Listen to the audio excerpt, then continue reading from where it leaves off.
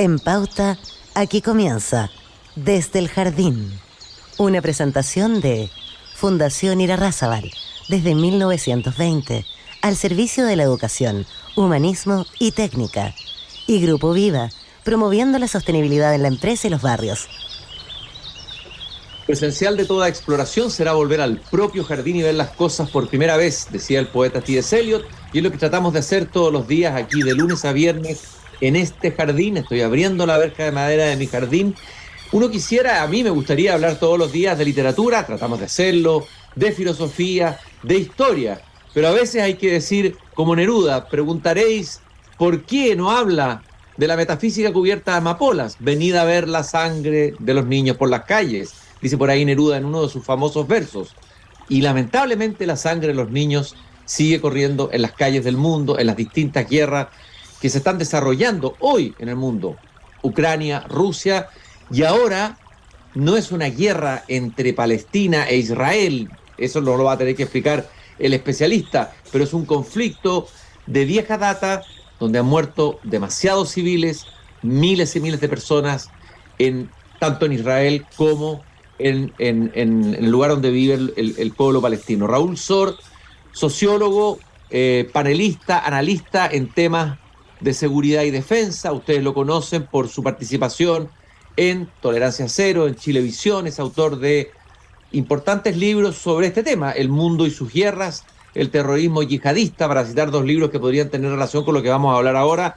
También es novelista, pero eso es metafísica cubierta en amapola. Ahora no vamos a hablar de sus novelas, vamos a hablar de esta guerra, de esta incursión. Algunos hablan de un acto terrorista masivo, la incursión sorpresiva que humilló, diría yo fuertemente, al Estado de Israel y al gobierno de Israel y a los servicios de seguridad de Israel, servicios de seguridad con alta reputación y que incluso asesoran a otros servicios de seguridad en el mundo. Esto se remonta muy atrás, o sea, se remonta por lo menos desde el Imperio Otomano, cuando el Imperio Otomano pierde en la Primera Guerra Mundial y cuando el Reino Unido toma control de Palestina. ¿No es así, Raúl Sor? Raúl, un gusto de tenerte aquí. Qué gusto estar contigo y con tus auditores. Se remonta a mucho antes que eso, a Roma, al Imperio Romano, porque allí comienza prácticamente el gran exilio judío. Hay una rebelión contra Roma y finalmente la rebelión es aplastada y los romanos dispersan a los judíos que salen al exilio desde entonces y siempre han proclamado de que esa tierra de la cual fueron expulsados les pertenece y siempre tuvieron la decisión de volver, y a la decisión de volver la llamaron siempre el monte al cual querían volver era el monte de Sión, y por lo tanto el movimiento de los judíos por reimplantarse en Palestina se le llamó sionismo. Y claro, es muy difícil tener a dos pueblos en un mismo territorio, y esa ha sido la causa basal, si tú quieres, de este conflicto que es, bueno, en términos modernos, tiene ya casi un siglo. Raúl, en el fondo ambos, el Israel y los palestinos, reclaman el mismo territorio, por decirlo de alguna manera, y ambos tienen derechos históricos sobre ese territorio, lo que hace mucho más compleja la situación. Tú hablaste ahí de la asociación de Israel, ¿no es cierto?, de este exilio antiguo, de esta diáspora gigantesca, de este regreso a lo que ellos consideran obviamente su tierra. ¿Y los palestinos? ¿Desde cuándo estaban ahí? ¿Dónde estaban? ¿Cuál es la historia de ellos? Bueno, los palestinos estaban desde siempre allí, eran los habitantes originales de ese territorio y, también los palestinos tienen una historia difícil porque estos estuvieron controlados o dominados por el Imperio Otomano, básicamente, por decirlo en términos modernos, los turcos, y hasta la Primera Guerra Mundial, una vez que, los británicos toman el control de ese territorio al derrotar al Imperio Otomano, que se desmembra, y en ese momento el protectorado pasa a ser un protectorado británico y los palestinos son los residentes de ese territorio, pero los judíos, y especialmente este movimiento sionista, comienza a hacer un gran lobby y a enviar colonos a este territorio, comienzan a comprar tierra, digamos, Palestina estaba ocupada por muchos latifundistas, o sea, los propietarios de tierra. Muchos de estos latifundistas vendieron, no tenían mayor apego a ese territorio, pero el grueso de la población sí lo tenía, pero ellos no eran los propietarios de la tierra. El hecho es, y esto es muy disputado de un lado y del otro, no entremos en los detalles de esa historia, pero finalmente cuando los británicos deciden abandonar y comienzan su proceso de descolonización, surge el movimiento sionista ya ha cobrado fuerza, han implantado una población significativa de judíos en el territorio palestino y se produce una votación en Naciones Unidas y que da como resultado una partición y se divide el territorio. Esa fue la partición, una parte para Palestina y una parte, y esa parte es lo que hoy día básicamente conocemos como Cisjordania, ¿verdad? Claro. Sí. Raúl, ahí lo que en el fondo Naciones Unidas lo que aprueba es la creación de dos estados, ¿no? Dos estados que pudieran coexistir, pero viene la guerra árabe-israelí del año 1948. Primero Israel declara, por decirlo así, ellos hablan de declarar su independencia, o sea, se proclaman como estado, y ahí varios países lo enfrentan. La versión israelí es que intentan destruir Israel. ¿Qué pasó en esa guerra árabe-israelí? ¿Cuál es la mirada que podemos hacer desde ahora de lo que ocurrió ahí? O tu mirada, Raúl. Bueno, fue una guerra que, digamos, los israelíes describen como guerra de independencia y que, digamos, toman control del territorio y queda una situación, una partición muy compleja en que Jerusalén es dividida, la ciudad de Jerusalén, que tiene tantas connotaciones literarias, religiosas, es ciudad sagrada para tantas religiones, finalmente se la divide y los lugares santos quedan, para el cristianismo, quedan en la parte, digamos, árabe, y los lugares santos, o la parte más importante para los judíos, que es el Muro de los Lamentos, queda justamente en el lado que conservan Israel. Y bueno, finalmente esta partición queda incompleta, se cubre más o menos el territorio que había determinado Naciones Unidas, pero lejos de llegarse a un acuerdo, queda pendiente el conflicto y en forma recurrente, por lo menos han habido 4 guerras más en que Israel ha ido capturando más territorio. Finalmente, en el 67 conquistó... La guerra de los 6 días, ¿no?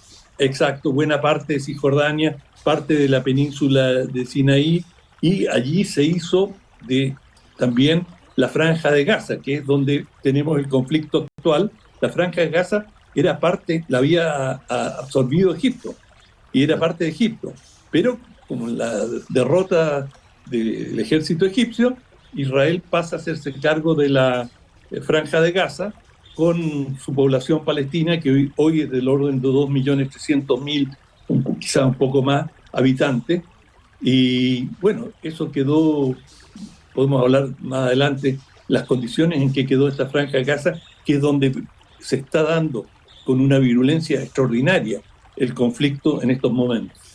Oye, Raúl, también hay que hablar del acuerdo de Oslo, que es importante. En ese acuerdo, puedo equivocarme y tú me corriges, ¿no es cierto? Bueno, la idea fuerza era lo que se había planteado antes, la idea de existir de 2 estados, y que de alguna manera entiendo que se abandonara la violencia para poder coexistir pacíficamente estos 2 estados en el futuro. Eso no resultó en la historia. Y la pregunta es si de alguna manera la autoridad palestina, entiendo, reconocía el Estado de Israel como Estado, pero Hamas no reconoce el Estado de Israel. Hay una diferencia ahí entre el Estado palestino, digamos la OLP, y el grupo Hamas, que es el grupo que es más fuerte en la Franja de Gaza que tú acabas de describir. Ya vamos a hablar un poco de las características de Hamas, pero ahí hay un punto que me parece que es importante recordar. Sí, efectivamente, y bueno, esto fue el líder por la parte israelí que estaba dispuesto a tener estos dos estados, era Isaac Rabin, que Sí. recordamos fue asesinado Un por un fanático, sí. fanático de extrema derecha judío. Sí.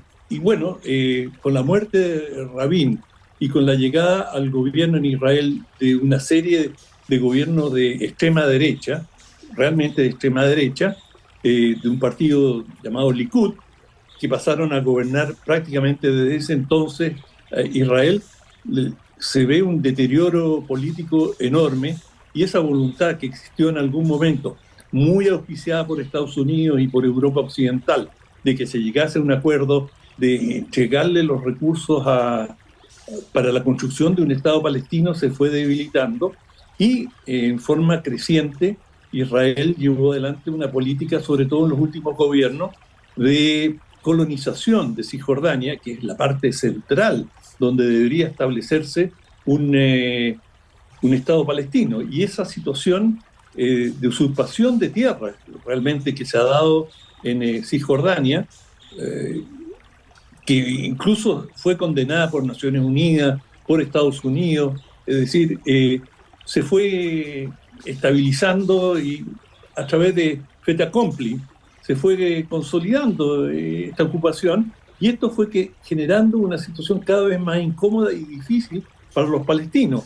Y con la llegada creciente de colonos, muchos de ellos provenientes de Rusia, que se comenzaron a instalar en Cisjordania, bueno, se agudizó el conflicto y desde entonces no ha hecho más que hacerse cada vez más difícil la situación de ambos bandos, pero naturalmente la parte más dura se la llevan los palestinos.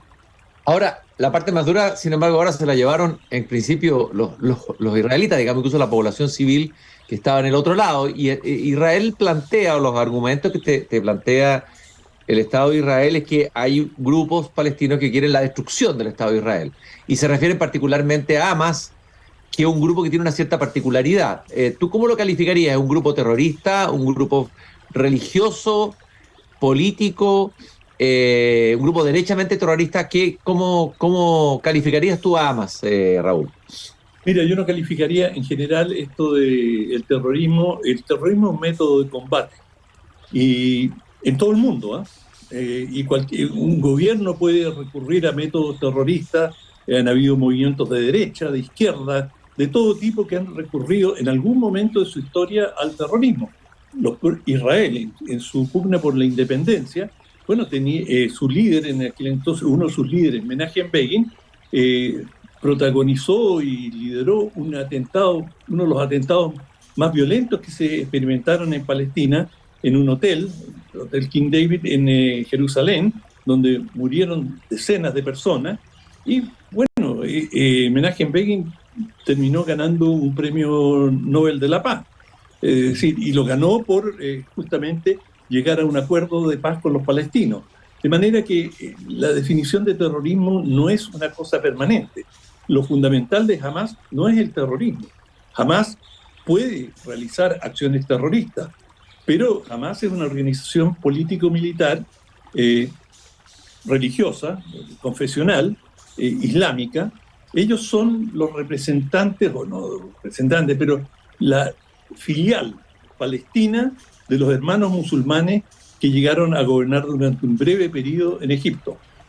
No sé, ¿te recuerdas de los hermanos musulmanes? Sí, claro que me acuerdo, que estuvieron en el gobierno, después hubo un golpe, los sacaron y estuvieron en Exacto, y el ejército volvió, dio un golpe de Estado y los dejó en una condición muy precaria. Muchos de ellos fueron encerrados, muchos de ellos todavía están en prisión, han sufrido una represión bastante brutal y jamás era la expresión palestina, en Gaza específicamente, y tienen ahora, es muy difícil saberlo porque no han habido elecciones y las encuestas no tienen gran valor, pero tienen también cierta fuerza, han ido ganando cada vez más fuerza en la ribera occidental o en Cisjordania, que es la otra parte de lo que debería ser el territorio palestino, Gaza y Cisjordania. Y en Cisjordania hace mucho tiempo que no hay elecciones y la OLP, la Organización de Liberación de Palestina, está muy debilitada políticamente. Por lo tanto, se presume que Hamás también tendría alguna fuerza importante, y en parte se sospecha que no se han hecho elecciones porque la OLP tiene miedo de que Hamás resulte victoriosa. Pero estas son especulaciones, no hay evidencia concreta. Ahora, Estados Unidos no solamente este acto de Hamas o esta intervención o este asalto, por llamarlo así, de Hamas sorpresivo en territorio israelí, lo fue condenado por Europa, por la mayoría, salvo España, que tiene una declaración un poco, no sé si llamarla más ambigua o más, no sé, se le podrá calificar de muchas maneras, pero Francia, Italia, todos condenaron esto como un acto terrorista. Entonces, es decir, porque cobró muertes de civiles, porque aparecieron niños decapitados, familias asesinadas, o sea, realmente la brutalidad del acto es impresionante. No sé si se había visto algo así antes. Eso, no, ¿por qué? Nunca se había visto algo así. Aquí esto fue pensado o se le escapó de las manos. A ver, ¿por qué tanta brutalidad? Esa es la pregunta. ¿Cuál es la estrategia que hay detrás de eso?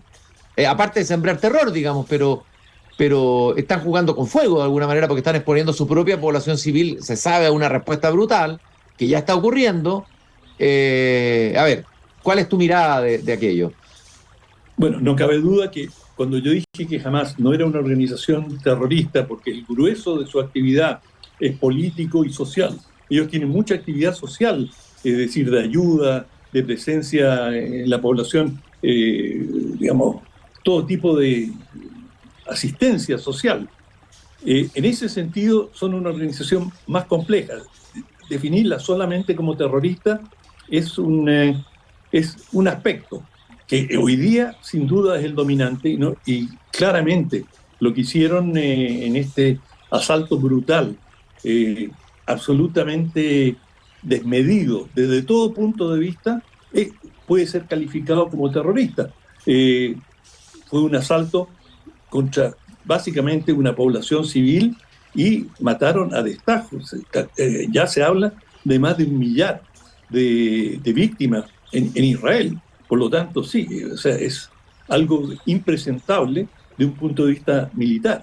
Es decir, han habido otros conflictos con grupos de características similares, por ejemplo, Hezbollah, en el sur del Líbano, que tuvo una guerra larga con Israel y muy mortífera, pero nunca cometieron estas atrocidades y no ingresaron al territorio israelí para degollar a población civil. Lo que ha ocurrido allí es realmente, no tiene, bueno, es la ocasión o la situación en que Israel ha tenido más bajas, más muertes en un solo día, en toda su historia. De manera que eso te habla volúmenes sobre la gravedad y lo inexcusable del proceder de Hamás. Ahora, ¿qué había detrás de los extraños? Porque jamás no se había atrevido a hacer eso. Los actos habían sido bastante acotados, se había llegado actos de terroristas bien acotados, individuales, un soldado aquí, un par de cosas. Pero, ¿qué hay en la mirada de los estrategas de Hamás? Porque se sabe, es obvio, que el Estado de Israel tiene que responder. No puede no responder, porque si no, frente a su población, queda la sensación de que están en manos de grupos que pueden destruirlo en cualquier momento. Van a responder de manera fuerte, feroz. Van a producir muchas bajas de civiles, miles de muertos, y las posibilidades de paz se van a alejar cada vez más. ¿O tú crees que esto va a llevar a Israel a negociar o lo va a obligar a negociar? No, me parece que el Estado de Israel y menos Netanyahu quieran presentarse débiles negociando con ellos. ¿Cuál es el objetivo político detrás? Estratégico, digamos, tratar de entenderlo, si es que hubiera posibilidad de entenderlo racionalmente. Bueno, mira, esa región, me refiero al Medio Oriente, ha vivido con la filosofía del ojo por ojo, diente por diente. Y ambos bandos tienen la misma filosofía. Es decir, ninguno a lo largo de su historia ha querido aparecer en una situación de debilidad y cada cual golpea lo más fuerte posible. Naturalmente Israel, teniendo un Estado bastante poderoso, ha estado en una condición de ventaja. De manera que lo único que no preveo es un acuerdo de paz, y aquí hay todavía un tema muy sensible, muy profundo, que no sabemos exactamente cuántos rehenes fueron llevados a la Franja de Gaza, pero se habla de quizás más de un centenar. Y para Israel el tema de los rehenes es un tema extremadamente sensible, pero digamos, en todas las guerras se capturan prisioneros y hay rehenes, pero en el caso de Israel, fíjate, la última vez que hicieron un intercambio, intercambiaron un soldado por más de 1.000 presos palestinos. O sea, eso te da la pauta hasta qué punto, y durante años Israel estuvo buscando, hizo incursiones militares para detectar a este soldado y no lo lograron. Bueno, esto, como Hamás sabe de esto, se aseguró de tomar una buena cantidad de rehenes y esto los tiene hoy como un cheque en garantía, si tú quieres, en alguna medida, los va a poner en lugares sensibles, digamos, donde hay bombardeo. Ya dijeron que en un bombardeo murieron 4 rehenes, es decir, los va a usar, como lo ha hecho en el pasado, como escudo humano. De manera que esta situación es increíblemente compleja y difícil. Y ahí te iba a preguntar, ¿qué margen de acción le queda a Israel? Porque, ¿qué puede hacer Israel, digamos? ¿Cuál va a ser su posibilidad de acción con una cantidad así enorme de rehenes? Salvo ir a liberarlos a través de comandos, me parece una acción, además que los podrían tener repartidos en muchos lugares. ¿Qué le queda a Israel? No, se va a meter en la franja de Gaza, pero eso es meterse en un laberinto, en un infierno, digamos.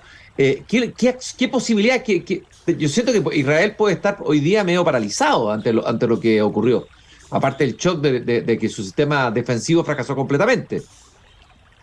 Sí, eso sin duda fue el caso. Ahora, digamos, Israel tiene muchas opciones y una de ellas la está aplicando ya. Y es un cerco absoluto, le cortó la corriente eléctrica, le ha cortado el agua, le está cortando todos los insumos.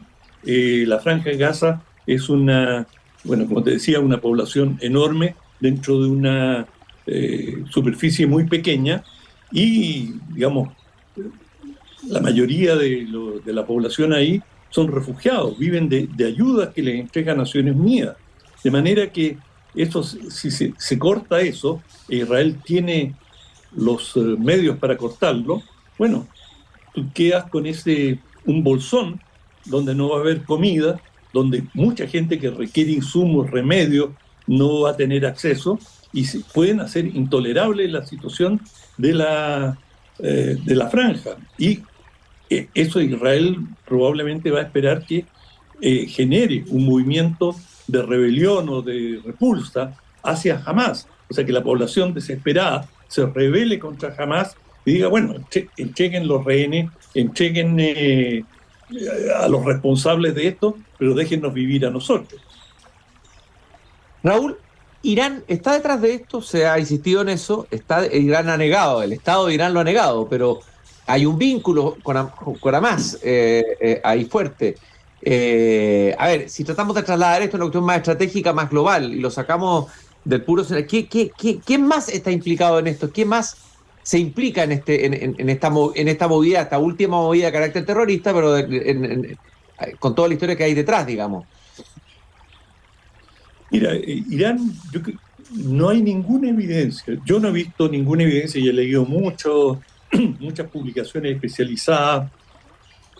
He escuchado a muchos analistas con buen conocimiento de la región. Nadie ha hecho una acusación que Irán esté involucrado directamente, que hay simpatía, que hay vasos comunicantes entre Hamás e Irán, de eso no hay duda, y que han recibido en algún momento apoyo, pero que hayan sido parte de la planificación de esta operación específica, no he visto ninguna evidencia. Es más, yo diría que esto es bastante categórico. Estados Unidos ha dicho el secretario de Estado, Blinken, dijo que habían analizado la evidencia y no tienen ningún antecedente que permita acusar a Irán.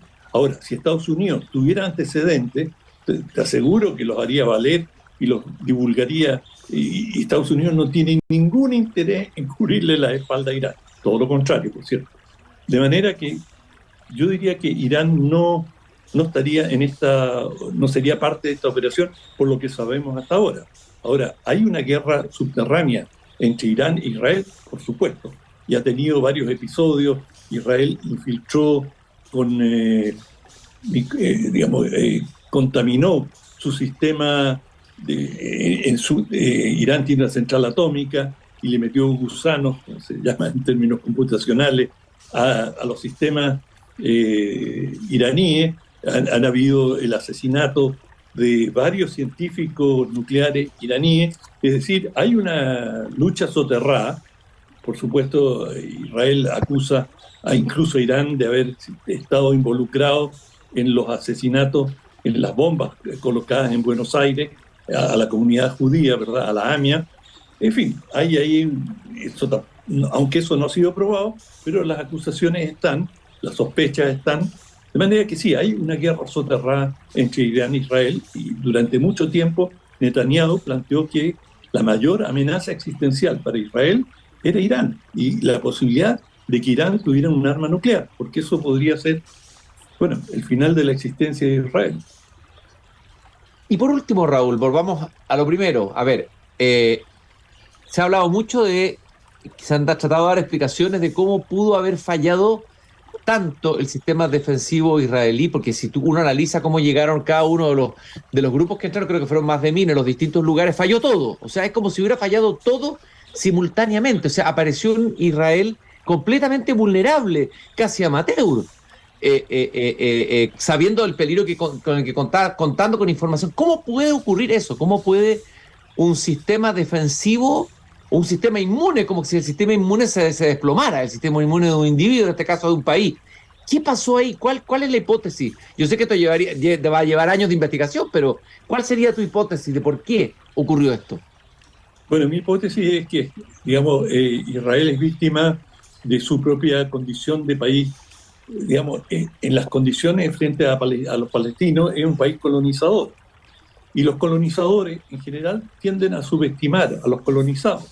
Y a Israel ya le pasó una vez exactamente casi en los mismos términos, en el año 73, en la guerra con Egipto. Y claro, Israel no creyó que Egipto tenía la capacidad, la eficacia para montar una acción militar como la que montó, y aunque al final la guerra Israel se logró imponer, pero Egipto logró cruzar el canal de Suez y desalojar a las tropas israelíes que estaban allí, y por primera vez vimos a decenas de soldados israelíes capturados prisioneros. Después, con un apoyo enorme internacional, especialmente Estados Unidos, Israel revirtió la situación. Aquí lo que ocurrió es que, digamos, la hipótesis que manejaba...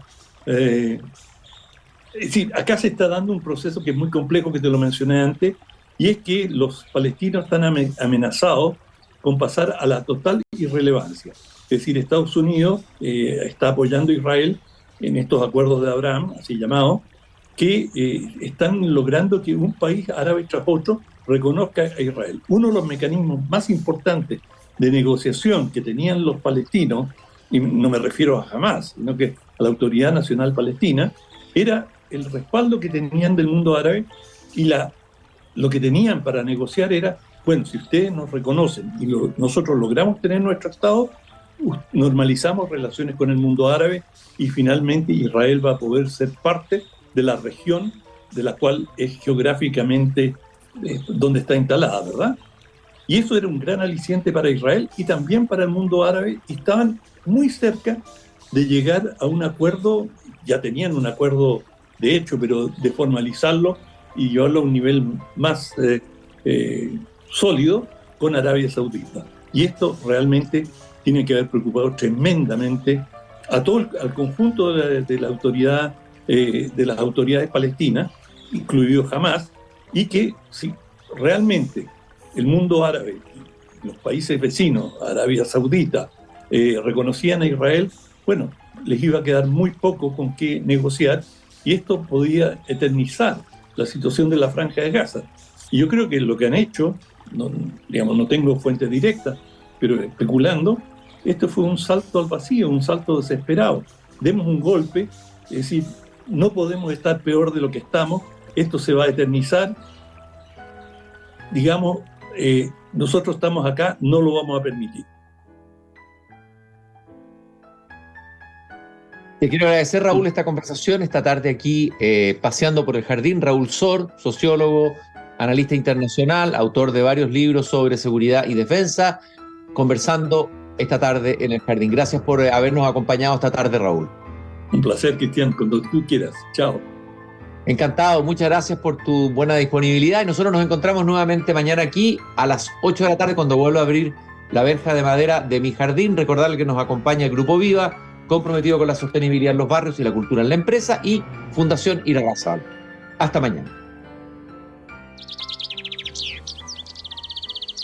Es hora de cerrar la verja de madera del jardín. Pero Christian Warnken la volverá a abrir todos los días de lunes a viernes a las 20 horas en Radio Pauta, cuando comience de nuevo Desde el Jardín. Una presentación de Fundación Irarrázaval, desde 1920, al servicio de la educación, humanismo